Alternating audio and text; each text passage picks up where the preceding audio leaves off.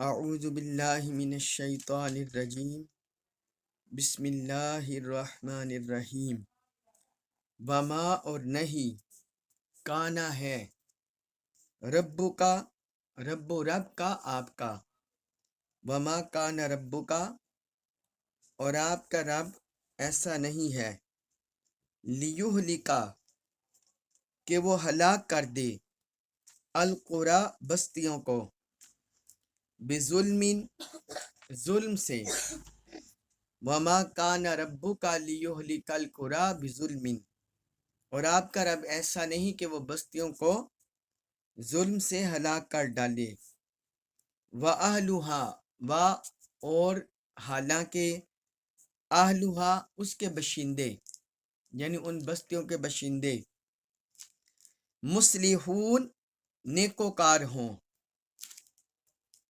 نیک ہوں وَأَهْلُهَا مصلحون اور ان بستیوں کے باشندے نیکوکار ہوں۔ اس آیت مبارکہ میں اللہ رب العزت نے ظلم کے ساتھ اپنی طریقے کو جوڑا ہے اور جو بستیوں کے رہنے والے بندوں کا عمل اس کو ذکر کیا ہے۔ یہاں جو اس آیت مبارکہ میں بظلمن آیا ہے، مفسرین نے اور قرآن کا ترجمہ کرنے والوں نے یہ بظلمن سے مراد یہاں حال کے معنی میں لیا ہے، بظلمن کو حال کے معنی میں لیا ہے۔ مراد یہ ہے، اس کا معنی پھر یہ بنے گا وما کان ربک لیہلک القری بظلم، کہ آپ کے رب کا یہ طریقہ نہیں ہے، آپ کے رب کی یہ شان نہیں ہے کہ وہ بستیوں کو ظلمن ہلاک کر دے، یعنی وہ کسی بھی بستی کو ظلم سے ہلاک نہیں کرتا، کسی بستی پر جبر نہیں کرتا اور اپنی قہاریت اپنی جباریت یہ ان پر مسلط نہیں کرتا۔ یہ حال کا معنی ہے اگر حال کا معنی لیں۔ وَأَهْلُهَا مُصْلِحُونَ در حالانکہ اس کے جو باشندے ہیں وہ نیکوکار ہوں، یعنی جس بستی کے رہنے والے ایمان لائے ہوں، اللہ کی طاعت اللہ کی بندگی بجا لا رہے ہوں، اس کے رسول کی اطاعت کر رہے ہوں، تو پھر اللہ تعالیٰ ظلم کر کے ایسی بستی والوں کو ہلاک نہیں کرتا۔ ایک اس کا یہ معنی ہے، اور ایک بظلم اسے مفعول کے طور پر لیتے ہیں، تو پھر اس کا ترجمہ یہ بنے گا وما کان ربک لیہلک القری بظلم، آپ کے رب کی یہ شان نہیں، آپ کے رب کا یہ طریقہ نہیں کہ وہ بستیوں کو ہلاک کرے ظلم کی وجہ سے۔ تو یہاں یہ مفعول کا معنی دے رہا ہے ظلم کی وجہ سے، ظلم مفعول کے معنی میں آ رہا ہے، اور یہاں پھر ظلم سے مراد ہے شرک، کیونکہ ظلم کی تعریف یہ ہے وضع الشیء فی غیر محلہ، کہ کسی چیز کو اس کی جگہ پر رکھنے کے بجائے کسی اور جگہ رکھ دی جائے، کہ جو متعین ہوتی ہے کسی چیز کی جگہ اس پر رکھنے کے بجائے کہیں اور رکھ دی جائے، اسے بولتے ہیں ظلم، یہ اس کی لغوی تعریف ہے۔ اور قرآن مجید میں جو ایک آیت مبارکہ میں ظلم سے مراد شرک لیا گیا ہے، جس طرح سورہ لقمان ہے آیت نمبر 13، اس میں اللہ تعالیٰ نے فرمایا ان الشرک لظلم عظیم، بے شک جو شرک ہے وہ بڑا ظلم ہے، ظلم عظیم ہے۔ تو یہاں ظلم سے مراد ہے وہی شرک کفر، تو اللہ تعالیٰ نے فرمایا کہ اللہ تعالیٰ بستی والوں کو محض شرک کی وجہ سے ظلم کی وجہ سے ہلاک نہیں کرتا۔ وَأَهْلُهَا مُصْلِحُونَ جبکہ ان کے رہنے والے نیکوکار ہوں، تو یہاں نیکوکار سے مراد ہے حقوق العباد، پہلا مراد ہے ظلم سے حق اللہ، اللہ کا حق، اللہ کا حق توحید کی شکل میں، اس کی عبادت کی شکل میں، اس کی معرفت کی شکل میں۔ اور وَأَهْلُهَا مُصْلِحُونَ سے مراد ہے حقوق العباد، کہ بندوں کو ان کے حقوق ادا کرنا، بندوں کے ساتھ میل جول رکھنا، بندوں پر ظلم نہ کرنا، اور بندے آپس میں مل کر رہیں، ایک دوسرے کے حقوق ادا کریں۔ تو اللہ رب العزت نے اگر اس کا مفعول کا معنی لے بظلم، تو اس سے پھر مراد ہوا کہ جب تک کوئی قوم شرک کے ساتھ ساتھ بندوں کے حقوق تلف نہ کرے، اس وقت تک اللہ تعالی بستی والوں کو ہلاک نہیں کرتا۔ جب بندے حق اللہ کو بھی، کیونکہ حق اللہ، اللہ کا حق، یہ اللہ تعالیٰ معاف بھی فرما دیتا ہے، یہ اللہ تعالیٰ معاف بھی فرما دیتا ہے، اپنے حقوق معاف بھی فرما دیتا ہے، لیکن حقوق العباد اس وقت تک معاف نہیں کرتا جب تک بندے خود معاف نہ کر دیں۔ جس طرح ایک اور مشہور مقولہ ہے کہ کفر کے ساتھ حکومت باقی رہ سکتی ہے مگر ظلم کے ساتھ برقرار نہیں رہتی۔ لوگوں پر ظلم کرنا، مخلوق خدا پر ظلم کرنا۔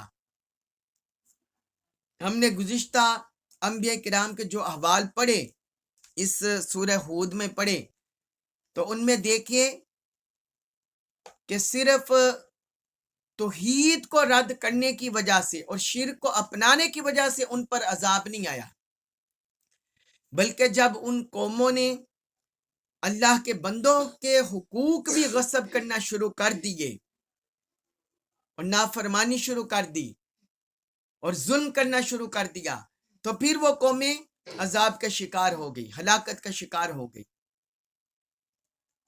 تو ایک معنی اس کا یہ بنتا ہے، جس طرح ایک حدیث مبارک بھی ہے، سنن ترمذی میں حدیث ہے، حدیث نمبر 2168۔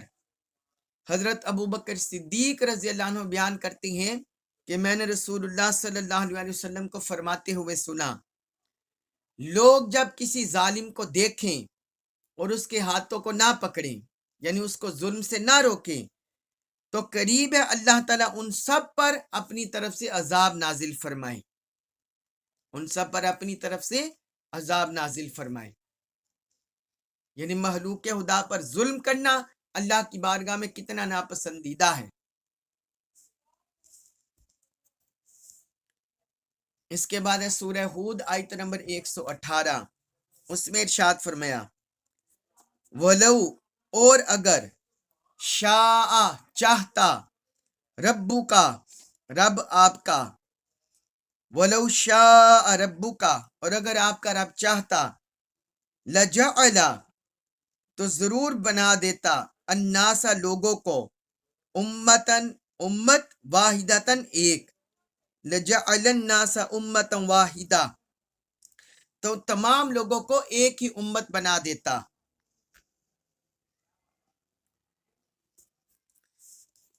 لیکن اس نے ایسا نہ کیا، بلکہ لوگوں کو اختیار دے دیا۔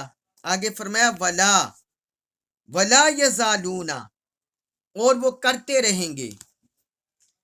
جب لائے نفی کا یزالو کے ساتھ ہے تو یہ استمرار کا معنی دیتا ہے، حال استمراری۔ وَلَا يَزَالُونَ اور وہ کرتے رہیں گے، مختلفین اختلاف، وَلَا يَزَالُونَ مختلفین اور یہ لوگ ہمیشہ اختلاف کرتے رہیں گے۔ اب یہ ہمیشہ اختلاف کرتے رہیں گے۔ اب اس آیت مبارکہ میں اللہ رب العزت نے ایک اپنی قدرت کو ذکر کیا ہے اور بندوں کے ساتھ کیسا معاملہ ہے دین کو اختیار کرنے کا، اللہ تعالی نے اسے بھی ذکر کیا ہے۔ فرمایا وَلَوْ شَاءَ رَبُّكَ لَجَعَلَ النَّاسَ أُمَّةً وَاحِدَةً اور اگر آپ کا رب چاہتا تو سارے لوگوں کو ایک امت بنا دیتا، سارے لوگوں کو ایک امت بنا دیتا۔ یعنی اللہ کی اگر مشیت ہوتی، اگر اس کی مشیت ہوتی، اگر وہ چاہتا، ایک امت سے کیا مراد؟ روئے زمین پر صرف مسلمان ہوتے، باقی اور کوئی امت نہ ہوتی۔ لیکن اگر اللہ کی یہ مشیت، اگر اس نے یہی مشیت روئے زمین پر رکھنی ہوتی کہ ایک ہی امت کو رکھتا، تو پھر آخرت کا کوئی تصور باقی نہیں رہنا تھا، جنت دوزخ کا تصور یہ باقی نہیں رہنا تھا، جزا و سزا کا تصور یہ باقی نہیں رہنا تھا، اس کی ضرورت نہیں تھی پھر، کیونکہ اگر رب ایک جیسی امت ہی بنا دیتا، پھر کس نے اس کی نافرمانی کرنی تھی؟ پھر کس نے جنت میں جانا تھا، کس نے دوزخ میں جانا تھا؟ پھر تو سارے اس کی مشیت میں رہ رہے ہوتے، پھر تو یہ ان کی جنت دوزخ علیحدہ کیٹیگری کی ضرورت ہی نہیں تھی۔ لیکن یہ انسانوں پر جبر ہوتا،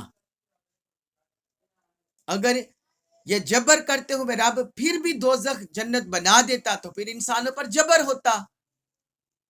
اس لیے اللہ رب العزت نے روئے زمین پر کسی پر بھی ہدایت کو ٹھونسا نہیں ہے، ہدایت پر مجبور نہیں کیا، انسان کو محض مجبور نہیں بنایا، بلکہ انسان کو اختیار دیا ہے، اسے مجبور محض نہیں بنایا، بلکہ اسے مذہب اختیار کرنے میں آزادی دی ہے۔ اب دیکھیں، جب یہ اللہ کی طرف سے آزادی مل گئی تو پھر دنیا میں ایسے لوگ بھی ہیں بے دین دہریے جو رب تعالیٰ کے وجود کے منکر ہیں، اور کچھ ایسے لوگ ہیں جو اللہ کے وجود کو مانتے ہیں مگر اس کے ساتھ شرک ٹھہرا دیتے ہیں، معبودان باطلہ بنا لیتے ہیں اس کے ساتھ، جس طرح ہندو مت ہے، بدھ مت ہے، جین مت ہے، مختلف مذاہب کے ماننے والے وہ اللہ کے ساتھ شریک ٹھہرا دیتے ہیں۔ اور پھر کچھ لوگ ایسے بھی ہوئے جو اللہ پر ایمان بھی رکھتے ہیں، اس کے وجود کو بھی مانتے ہیں، مگر حضور صلی اللہ علیہ وسلم جو آخری نبی ہیں، قرآن آخری کتاب ہے، اس کو نہیں مانتے، یہود و نصارہ۔ پھر مسلمان ایسا طبقہ ہو گیا جو اللہ اور اللہ کے رسول کو مانتے ہیں، اس کے حکام کو مانتا ہے۔ تو یہ جو کیٹیگریز دنیا میں بن گئی بنیادی عقائد کی وجہ سے، بنیادی ضروریات دین کی وجہ سے، جو عقائد میں انسانیت تقسیم ہو گئی، تو یہ دراصل اس وجہ سے تقسیم ہوئی کہ اللہ تعالی نے اپنی مشیت کسی پر جبرن نافذ نہیں کی، بلکہ ہر انسان کو دین اختیار کرنے کا اختیار دے دیا، دین چننے کا اختیار دے دیا کہ اپنی مرضی سے چنے، تاکہ پھر اسی بنیاد پر جنت دوزخ کا فیصلہ ہو سکے، جزا و سزا کا فیصلہ ہو سکے۔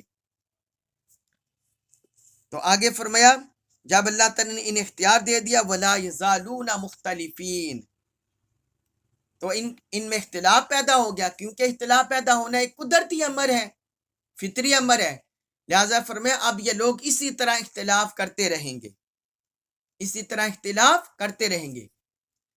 اب بعض ذہنوں میں سوال پیدا ہو سکتا ہے کہ یہ تو سمجھ آ گئی کہ دین مختلف مذاہب دنیا میں بن گئے، مسلمانوں کے علاوہ جو مختلف مذاہب وجود میں آ گئے، مسلمانوں کے اندر اتنے فرقے کیوں ہیں؟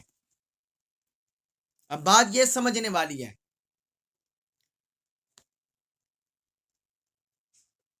مسلمانوں میں یہ بات یاد رکھیے کہ نظریات میں اختلاف ہونا، کسی کے نظریات میں اختلاف ہونا، یہ ایک فطری امر ہے۔ اصل دیکھنا ہے کہ جو کلمہ گو مسلمان ہیں سارے کے سارے، کیا وہ بنیادی عقائد کو مانتے ہیں یا نہیں؟ اللہ تعالیٰ ایک ہے، اللہ کی اتاری ہوئی کتاب ایک ہے، پھر آخری نبی خاتم النبیین یہ بھی ایک ہیں،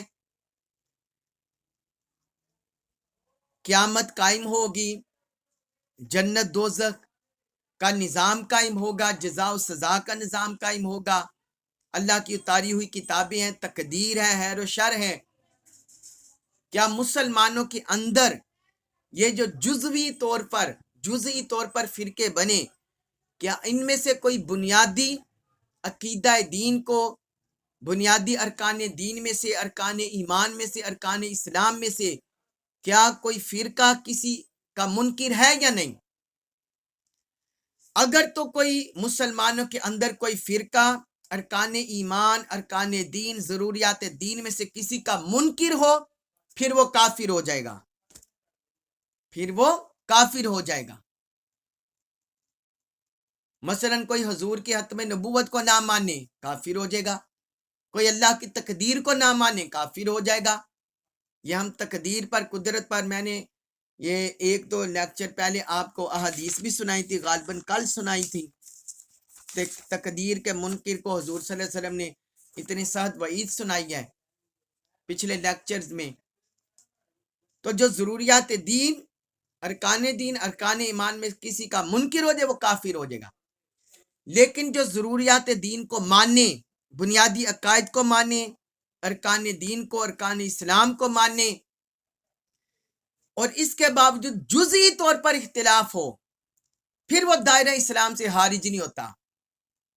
یہ ایک اختلاف ہونا، یہ ایک فطری امر ہوتا ہے، ایک انسان کی فطرت کا حصہ ہے۔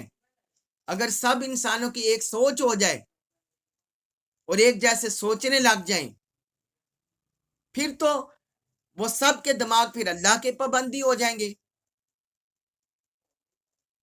تو یہ دراصل جو اللہ کی طرف سے یہ بھی آزادی ہے، یہ فطری طور پر ایک آزادی ملی ہوئی ہے۔ تو روحانی طور پر جو سلسلے بنے ہیں، سلسلہ قادریہ، چشتیہ، سہروردیہ، شاذلیہ، نقشبندیہ، مجددیہ، یہ اسی جو ایک فطری اختلاف کے تقاضے ہوتے ہیں اس وجہ سے بنے ہیں۔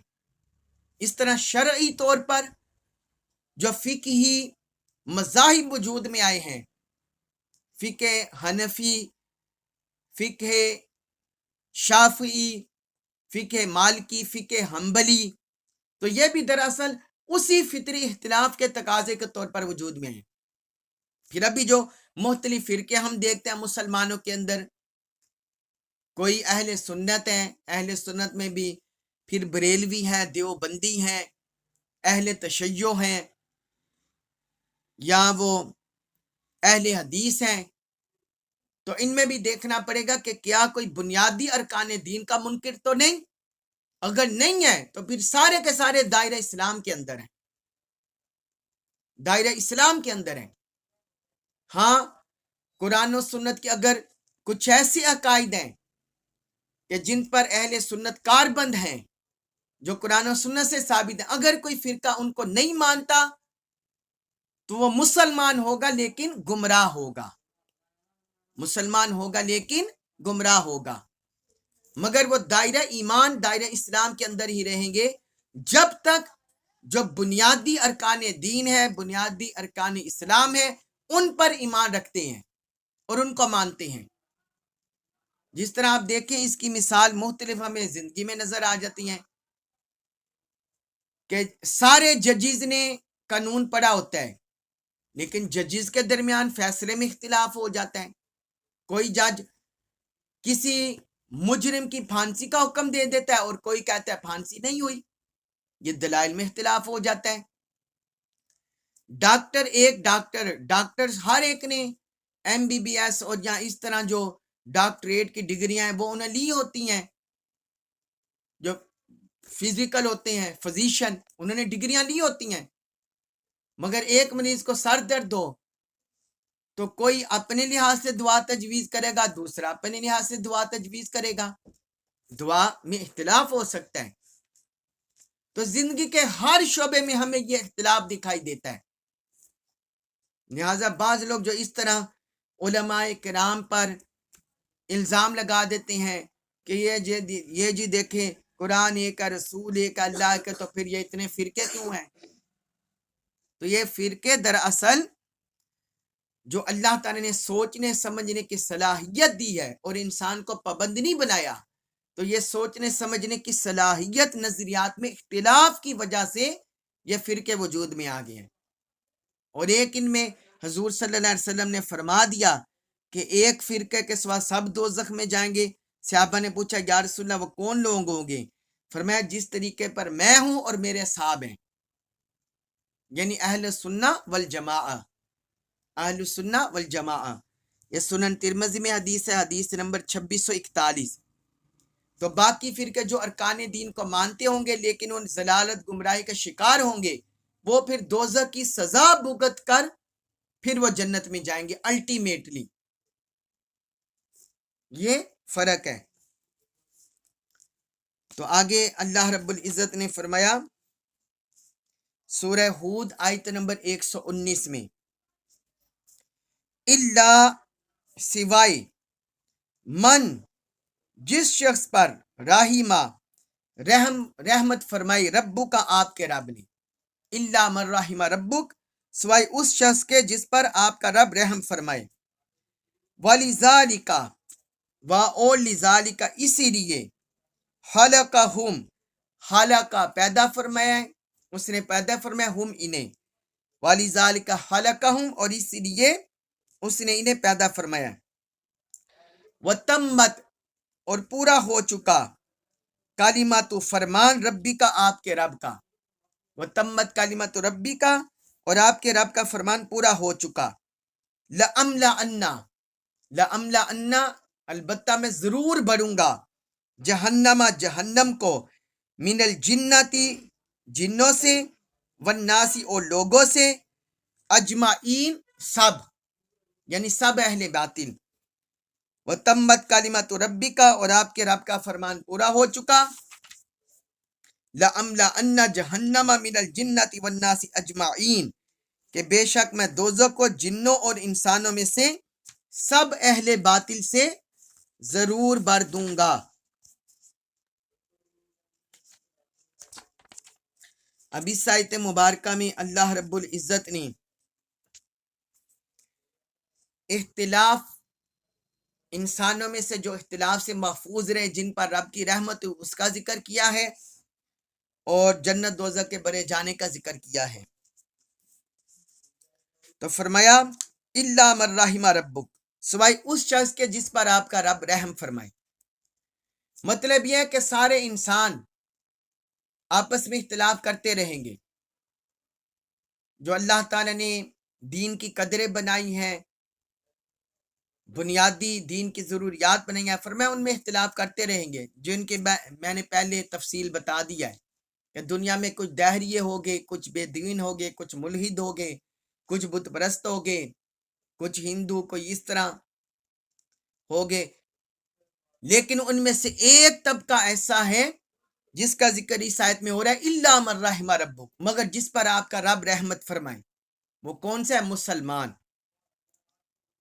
جو اللہ کو، اللہ کے رسولوں کو، اللہ کی اتاری ہوئی کتابوں کو، فرشتوں کو، قیامت کے دن کو، آخرت کو جو مانتا ہے، اللہ کی تقدیر کو مانتا ہے. فرمایا یہ وہ طبقہ ہے جس پر رب کی رحمت ہوگی، جس پر رب کی رحمت ہوگی. پھر آگے فرمایا وَلِذَالِكَ خَلَقَهُمْ اور اس لیے انہیں پیدا فرمایا ہے کہ یہ اللہ کی رضا کے لائق ہیں، یہ اللہ کی رضا کے لائق ہیں اور اللہ کی مرضی کے مطابق چلنے والے ہیں. فرمایا اس لیے اللہ تعالیٰ نے انہیں پیدا کیا ہے تاکہ یہ دنیا میں جو بٹکے ہوئے لوگ ہیں، جو گمراہ لوگ ہیں، رب کو چھوڑے ہوئے ہیں، یہ ان سے منفرد رہیں. اور آگے فرمایا وَتَمَّتْ کَلِمَاتُ رَبِّکَ لَأَمْلَأَنَّ جَهَنَّمَ مِنَ الْجِنَّةِ وَالنَّاسِ أَجْمَعِينَ اور آپ کے رب کا فرمان پورا ہو چکا، بے شک میں دوزخ کو جنوں اور انسانوں میں سے سب اہل باطل سے ضرور بھر دوں گا. اب یہاں اس سے کیا مراد ہے کہ آپ کے رب کا فرمان پورا ہو چکا، کہ میں جنوں اور انسانوں کو میں جو سب اہل باطل ہیں ان سے ضرور بھر دوں گا دوزخ کو. تو کیا اللہ دوزخ کو جنوں اور انسانوں سے بڑھنا چاہتے ہیں؟ کیا یہ اللہ کی رضا ہے؟ کیا یہ اللہ کی منشا ہے؟ تو یہ بات سمجھنے والی ہے. اس سے مراد یہ ہے کہ اللہ تعالیٰ کے علم میں، اللہ تعالیٰ کا علم ازل سے ہے. جب کچھ بھی نہ تھا یہ روئے زمین نہ تھی، یہاں کچھ بھی نہ تھا، تب بھی رب سب کچھ جانتا تھا. جب کچھ بھی نہ ہوگا تب بھی رب سب کچھ جانتا ہے. تو اللہ تعالیٰ کا علم ازل سے ہے، اس کا علم قدیم ہے، ابدی ہے. تو رب کے علم میں تھا کہ دنیا میں اس طرح انسانوں جنات کو میں اختیار دوں گا، ان کو مجبور تو بنا کر نہیں بھیجوں گا، اختیار کے ساتھ بھیجوں گا کہ ان میں سے کون کون دین حق کو چنتا ہے اور کون کون دین حق سے گمراہ ہوتا ہے. تو جب اللہ تعالیٰ نے اختیار دے دیا تو پھر رب کے علم میں یہ بھی ہے کہ ان جنات اور انسانوں میں سے کون کون سے لوگ راہ حق کو چھوڑ کر، دین حق کو چھوڑ کر اپنے آباء و اجداد کے پیچھے جائیں گے، کفر کو اپنائیں گے، شرک کو اپنائیں گے، بت پرستی کو اپنائیں گے، ضلالت اور گمراہی کو اپنائیں گے. تو اس لیے اللہ تعالی نے، اور جب یہ کفر کو اپنائیں گے، شرک کو اپنائیں گے، تو پھر ظاہراً بات ہے جہنم کے مستحق ہوں گے یہ جنات اور انسان. تو وہ جو اللہ کے علم میں تھا ازل سے، اللہ تعالی نے اس کا ذکر ادھر کیا کہ آپ کے رب کا فرمان جو علم ازلی ہے وہ پورا ہو چکا کہ یہ دنیا میں یہ جنات اور انسان آئیں گے اور رب کی بھیجی ہوئی تعلیمات، اس کے انبیاء، اس کے رسولوں کو، اس کے کلام کو چھوڑ کر، اس کے دین کو چھوڑ کر باطل کو قبول کریں گے، باطل کی راہ اپنائیں گے. اس لیے ان جنات اور انسانوں سے میں دوزخ کو بھروں گا. یہ ہے اللہ کا کلمہ پورا ہونا، اللہ کی بات کا پورا ہونا. اس میں ایک حدیث بھی ہے، حضرت ابو ہریرہ رضی اللہ عنہ بیان کرتے ہیں کہ رسول اللہ صلی اللہ علیہ وسلم نے فرمایا، جنت اور دوزخ نے اپنے رب کے سامنے ایک دوسرے سے بحث کی. جنت اور دوزخ نے ایک دوسرے سے بحث کی. جنت نے کہا، کیا وجہ ہے کہ جنت میں صرف کمزور اور پسماندہ لوگ ہی داخل ہوتے ہیں؟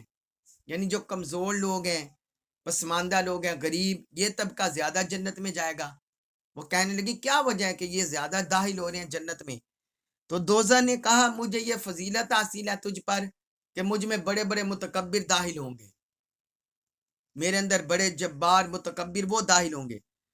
اللہ تعالیٰ نے جنت سے فرمایا، تم میری رحمت ہو، تم میری رحمت ہو، میری رحمت سے بنی ہو. اور دوزخ سے فرمایا، تم میرا عذاب ہو، میری جباریت کا خاریت، غیظ و غضب. فرمایا تم میرا عذاب ہو، میں جس کو چاہوں گا تم میں داخل کر کے سزا دوں گا. جہنم سے کہا، تم میں سے ہر ایک کے لیے بھرنا ہے، یعنی جنت بھی بھرے گی، میری رحمت کو جو مستحق ہوں گے وہ بھی جنت ان سے بھر جائے گی، اور جو میری رحمت سے دور ہوں گے، جن پر پھٹکار پڑے گی، وہ دوزخ میں داخل ہوں گے، دوزخ ان سے بھر جائے گی. معاذ نستغفر اللہ. تو رہی جنت، تو اللہ تعالیٰ اپنی مخلوق میں سے کسی پر ظلم نہیں فرمائے گا، یعنی جو جنت کے مستحق ہوں گے انہیں بھیجے گا، اور وہ جس کو چاہے گا دوزخ کے لیے پیدا فرمائے گا اور ان کو دوزخ میں ڈال دیا جائے گا. پھر دوزخ 3 مرتبہ کہے گی کہ کیا کچھ اور بھی ہے، یعنی اتنے جنات اور انسانوں کو دوزخ میں ڈال دیا جائے گا. پھر بولے گی حل من مزید، کیا کچھ اور بھی ہے؟ حتیٰ کہ اللہ تعالیٰ دوزخ میں اپنی شان کے مطابق اپنا قدم رکھے گا دوزخ میں، پھر دوزخ بھر جائے گی اور اس کا بعض حصہ بعض میں گھس جائے گا، مدغم ہو جائے گا. پھر دوزخ کہے گی بس بس بس، یعنی جب اللہ کی مشیت ہوگی پھر وہ بس بس کرے گی. یہ صحیح البخاری میں حدیث ہے، حدیث نمبر 7449، اور صحیح مسلم میں ہے حدیث نمبر 7846. تو اللہ تبارک و تعالی سے دعا ہے، اللہ تعالی ہمیں اپنی رحمت کے اعمال کرنے کی توفیق عطا فرمائے، وہ اعمال کرنے کی توفیق عطا فرمائے جن سے رب کی رضا اور اس کے رسول کے رضا نصیب ہوتی ہے، اور جنت کو ہمارا مقدر بنا دے. ہمیں جہنم سے بچائے، اپنی ناراضی، اپنے غضب سے بچائے، اپنی پناہ عطا فرمائے. ہمیں قرآن جیت کا کامل فہم نصیب فرمائے اور اس پر عمل پیرا ہونے کی توفیق عطا فرمائے۔ وما علیہ الا البلاغ المبین۔